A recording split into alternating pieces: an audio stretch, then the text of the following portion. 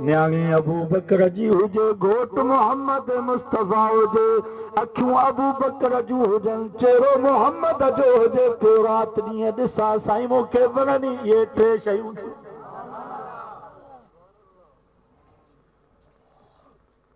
हज़रत अबू बकर सिद्दीक़ त पाण अची अम्मा फातिमा खे चयो, फातिमा पुट मुंहिंजो माल मुंहिंजे औलाद जो माल सॼी तव्हांजी मिल्कियत, जीअं वणे तीअं लुटायो, मां ख़ुशि थींदुसि।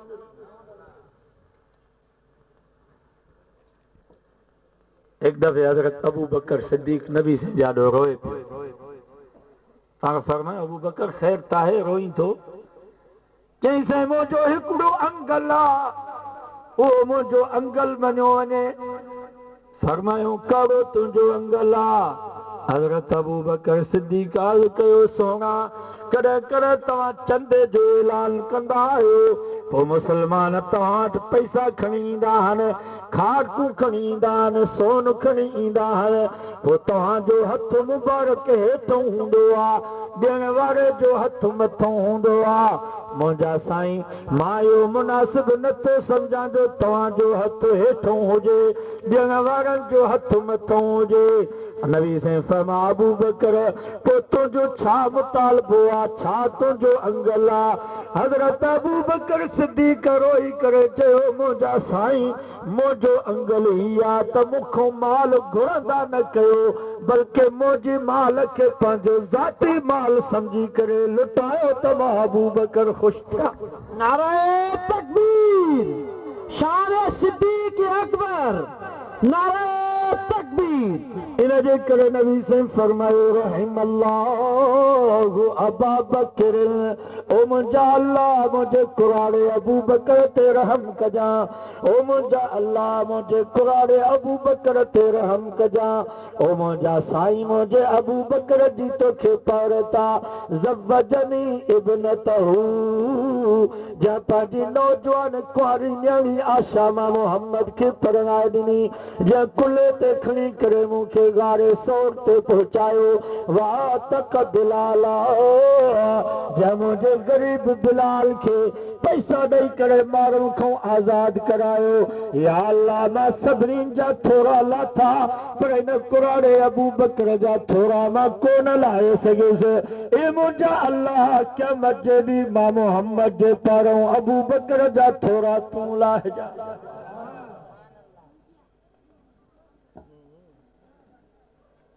सिद्दीक़ सादिक़ सिद्दीक़ जो सरदार सरदार, पहिरियों नंबर खिलाफत में सिद्दीक़ जो आहे, उमर अदालत अगरो, ॿियो नंबर खिलाफत में उमर जो आहे, जंहिंजी अदालत सॼी दुनिया में मशहूर हुई। अल्लाह अकबर।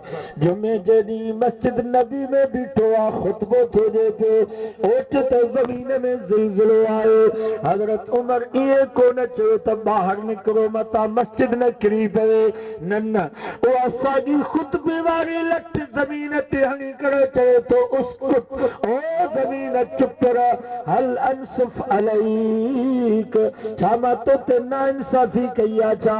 हज़रत उमर ज़मीन सां थो ॻाल्हाए, ओ ज़मीन ख़बरदार, जेकॾहिं मुंहिंजे दौरे खिलाफ़त में इराक जे फुरात नदी ते को कुतो बुखई उन ते मरी वियो, उमर उन जो बि हिसाब ॾींदो, पर जॾहिं मां तुंहिंजे मथां अदल इंसाफ़ खे क़ाइमु कयो आहे, तोखे लुॾण जो कोई हक़ न आहे।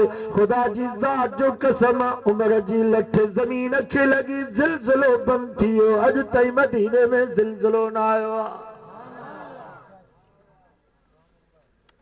उमर अदालत अगरो, उस्मान इज़्ज़तदार, ॿियो नंबर खिलाफत में उमर जो आहे, जंहिंजी अदालत सॼी दुनिया में मशहूर हुई। अल्लाहु अकबर। रात जो टाइम, हथ में लठास परो थो ॾिए पियो, परो ॾींदे ॾींदे ॾिसे त हिकिड़े घर में नंढड़नि ॿारनि जे रोअण जो आवाज़ थो अचे। हज़रत उमर फारूक दरवाज़ो खड़काए करे चयो, अम्मा बचड़नि खे माठ करायो, पाड़े वारनि जो आराम न फिटायो। इहो आवाज़ ॾेई करे हज़रत उमर हलियो वियो। वरी जो वापसि थियो त उहे नंढड़ा ॿार साॻियो रोअनि पिया। हज़रत उमर फारूक दरवाज़ो खड़काए करे चयो, अम्मा बचड़नि खे माठ करायो, पाड़े वारनि जो आराम न फिटायो। तो उन माई रोई करे चयो, केरु आहे जेको मुंहिंजे ज़ख़्मनि जे मथां लूण बुरके रहियो आहे? हज़रत उमर फरमायो, छा ॻाल्हि आहे? उन माई रोई करे चयो, हिननि बच्चनि जे पेट में का शइ कान्हे का, बुख ते हिननि खे निंड कीअं ईंदी? हज़रत उमर फरमायो, हिन देगड़ी में छा आहे?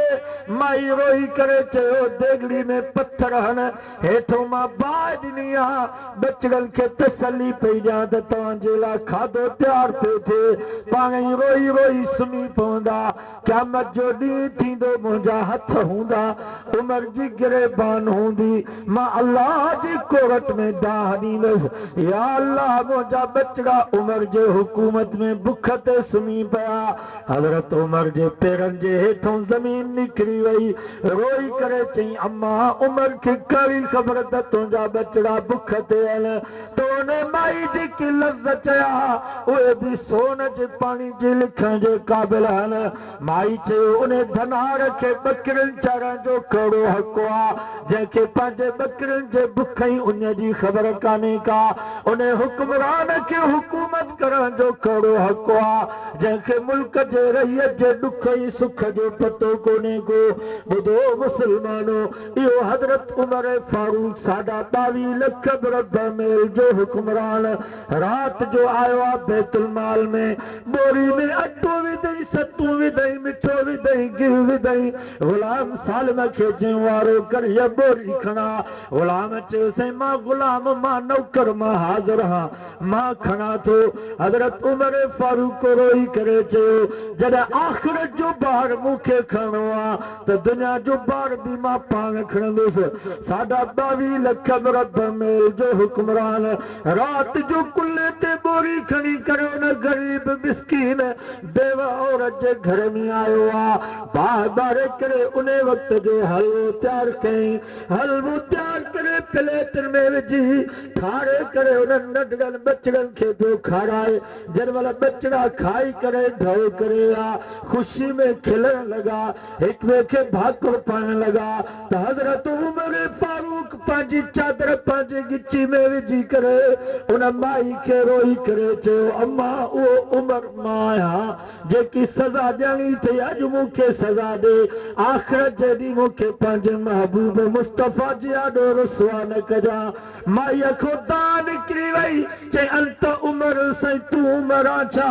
अंत अमीरुल मोमिनीन, तूं अमीरुल मोमिनीन आ छा? हज़रत उमर रोई करे चयो, मां अमीरुल मोमिनीन आहियां, मां हुक्मरान आहियां, सय्यदुल क़ौम ख़ादिमुहुम, मां नबी साईं जी हिन उम्मत जो ख़ादिम आहियां। अम्मा मूंखे पतो कोन हुयो, अॼु उमर खे गिची में चादर विझी करे मदीने जे घिटनि में घेल उमर इहा सज़ा भोगण जे लाइ तयारु आहे, पर उमर खे आख़िरत जे ॾींहुं महबूब मुस्तफ़ा जी आॾो रुसवा न कजां। तव्हां माई रोई करे हज़रत उमर जे पेशानी खे चुमी ॾेई करे हथड़ा मथे खणी करे चए थी, ओ मुंहिंजा अल्लाह, हिन उमर जा 2 जहान आबाद कजां, जंहिं आधी रात जो मुंहिंजे झूपड़ी खे आबाद कयो आहे। नारे तकबीर, शान उमर फारूक, अदालत उमर फारूक, नारे तकबीर। ओ हज़रत उमर फारूक जेको मदीने में नंढड़नि बच्चनि जो रोअण बर्दाश्त नथो करे, उहो नबी साईं जे बच्चनि खे ईज़ाईंदो, उहो अली जे औलाद खे ईज़ाईंदो, ही तुंहिंजो नज़रियो आहे। पछाड़ी में जरा बैतुल मुक़द्दस अचे थो, बदल ते पहरियां पातल अथसि, जंहिंखे 17 चटियूं लॻल आहिनि। गुलाम सालिम ॾाची ते सुवार हुयो, ॾाची जी महार हज़रत उमर जे कुल्हे ते हुई। अबू उबैदा 9 वॻो अची पेश कयो, घोड़ो अची पेश कईसीं, घोड़े ते सवार थियो ई वॻो पायो, वॾा वॾा वज़ीर अमीर पादरी पोपत जी इस्तक़बाल में बीठा हल। हज़रत उमर फारूक वो वॻो वठी करे हज़रत अबू उबैदा जे मुंहं ते हणी करे चयो, नहनु क़ौमुन आज़नल्लाहु बिल इस्लाम ला बिसियाब। अबू उबैदा असां त धनार हुयासीं, धनार जा पुट हुयासीं, मुंहिंजी हैसियत कड़ी आहे। अॼु जेका अल्लाह उमर खे इज़त ॾिनी आहे उहा मुहम्मद मुस्तफ़ा जे ग़ुलामी ऐं नौकरी जे करे इज़त मिली आहे। असांजी कपड़नि में इज़त कान्हे का, असांजी सवारी में इज़त कान्हे का, असांजी इज़त मुहम्मद मुस्तफ़ा जे इस्लाम में आहे। इहो हज़रत उमर फारूक जंहिं बैतुल मुक़द्दस थो पहुचे, बदल ते जेको पहिरियां पातल उनखे 17 चटियूं लॻल हुयूं ईसाइन जे पादरनि ऐं पोपनि जी नज़र जॾहिं हज़रत उमर थे पई, मथे खां वठी पेरनि ताईं जाचे जो ॾिठो त बेसाख्त उन्हनि जी ज़ुबान मां लफ़्ज़ निकिरी आहे, मसलुहुम फित तौरात व मसलुहुम फिल इंजील। वाक़ई मुहम्मद मुस्तफ़ा जो ॿियो ख़लीफ़ो अमीरुल मोमिनीन उमर फारूक इहो जवान जंहिंजूं वस्तूं तौरात में बि मौजूद त इंजील में बि मौजूद। मां तव्हां खां पुछां थो, जंहिंजे बदन ते पहिरियां पातल हुजे उनखे 17 चटियूं लॻल हुजनि, इन ई हज़रत उमर खे हुकूमत जी ज़रूरत हुई? इहे वोट करे हज़रत अली सां को नंबर पिया खणनि। तव्हां ई असांजे वॾेरनि सरदारनि ऐं तीरनि वांगुरु हा।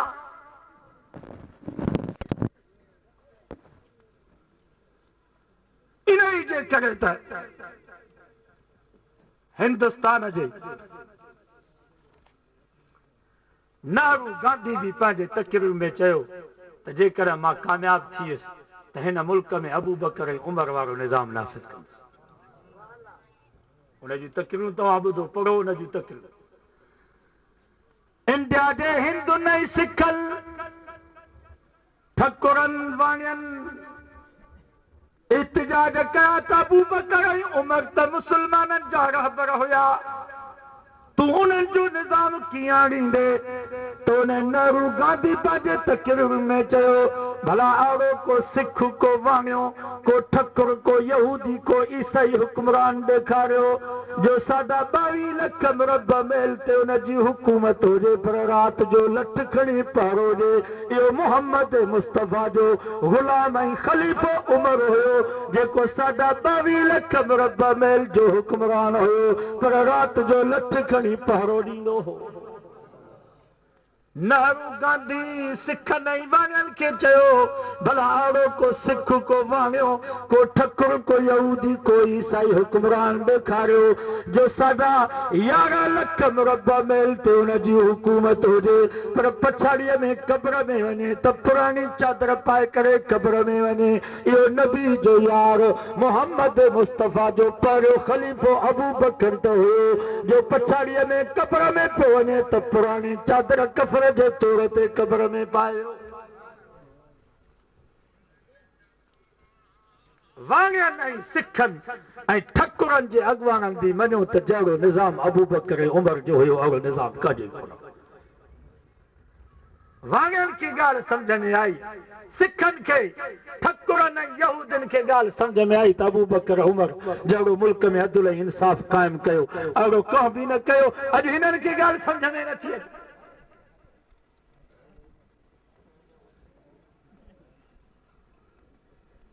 चीज़ तारीख़ हीअं थी लिखे, तारीख़ हीअं थी लिखे, तारीख़ कूड़ी आहे।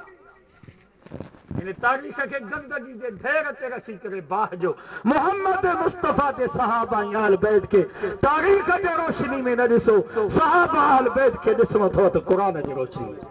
नारे तकबीर, शाने सहाबा, शाने अहले बैत, शाने अहले बैत, नारे तकबीर। कुरान तो चए रुहमाउ बैनहुम, नबी जी सहाबा आल बैत जी पाण में मोहब्बत हुई। इन जे करे त मुंहिंजो सोनो अली साईं पंहिंजे हिकिड़े पुट जो नालो अबू बकर थो रखे, ॿिए पुट जो नालो उमर थो रखे, टे पुट जो नालो उस्मान थो रखे, कंहिं पुट जो नालो उमर अकबर थो रखे, कंहिं पुट जो नालो उमर असगर थो रखे, कंहिं पुट जो नालो उस्मान अकबर थो रखे, कंहिं पुट जो नालो उस्मान असगर थो रखे, कंहिं पुट जो नालो अब्दुल्ला अकबर थो रखे, कंहिं पुट जो नालो अब्दुल्ला असगर थो रखे, कंहिं पुट जो नालो सोनो हसन थो रखे, कंहिं पुट जो नालो सोनो हुसैन थो रखे। आड़ा पुटा हज़रत अली साईं जा 13 न्याणियूं हुयूं। मां तव्हां खां पुछां थो, तव्हां ईअं असां पंहिंजे पुटनि ते दुश्मननि जा नाला रखंदा आहियूं छा? हज़रत अली साईं जी अबू बकर ऐं उमर उस्मान सां दुश्मनी हुजे हा त पुटनि ते उन्हनि जा नाला रखे हा?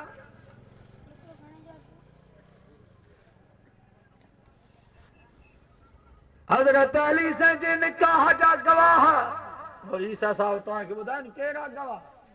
अबू बकर ऐं उमर। जेकॾहिं गवाह मुस्लमान न आहिनि त पोइ निकाह कीअं थियो? तव्हांजे इलाइक़े में केरु मुस्लमान शादी करे पोइ कोलिन खे गवाह बनाईंदो छा?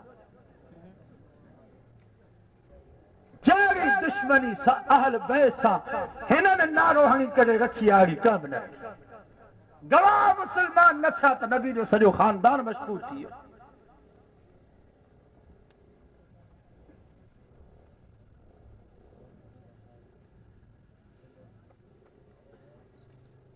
तव्हां ईअं असांखे एॾी ज़रूरत आहे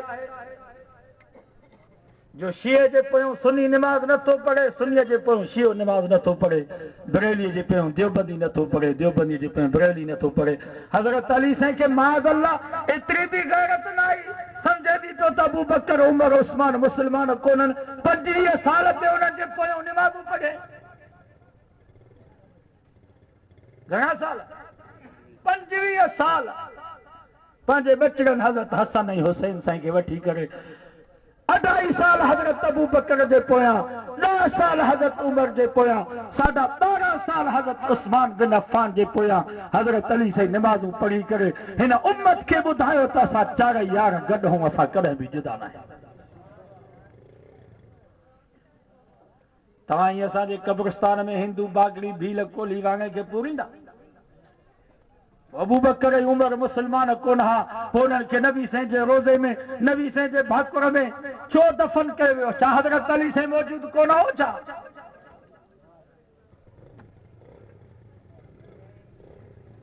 अॼु ईरान वारा चवनि था त असां मके मदीने ते अमेरिका जे ज़रिए सां कब्ज़ो कंदासीं, अबू बकर ऐं उमर खे नबी साईं जे रोज़े खां जुदा कंदासीं।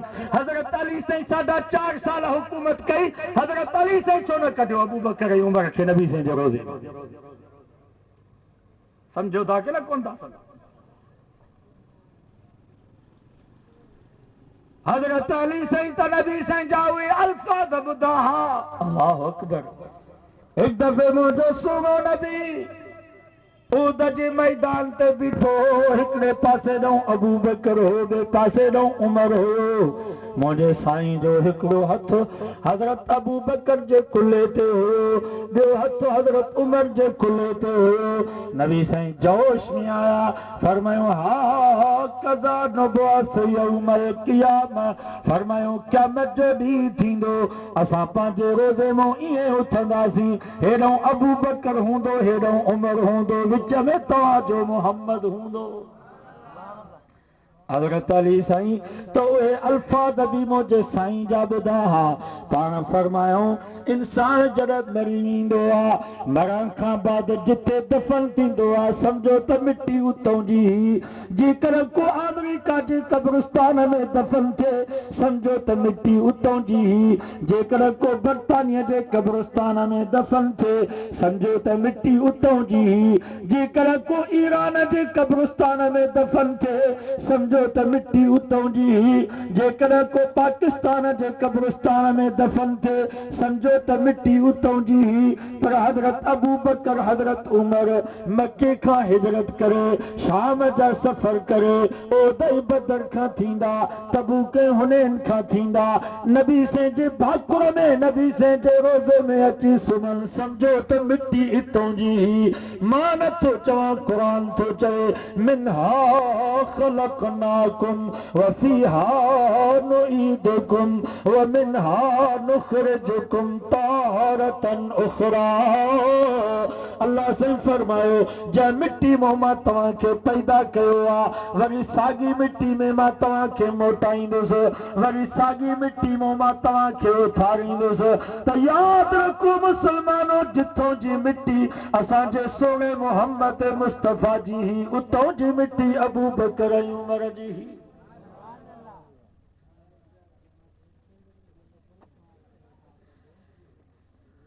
अल्लाहु अकबर। हजरत अली साईं त पाण पछाड़ी में हजरत उमर जे कफन जी चादर पेशानी ते हटाए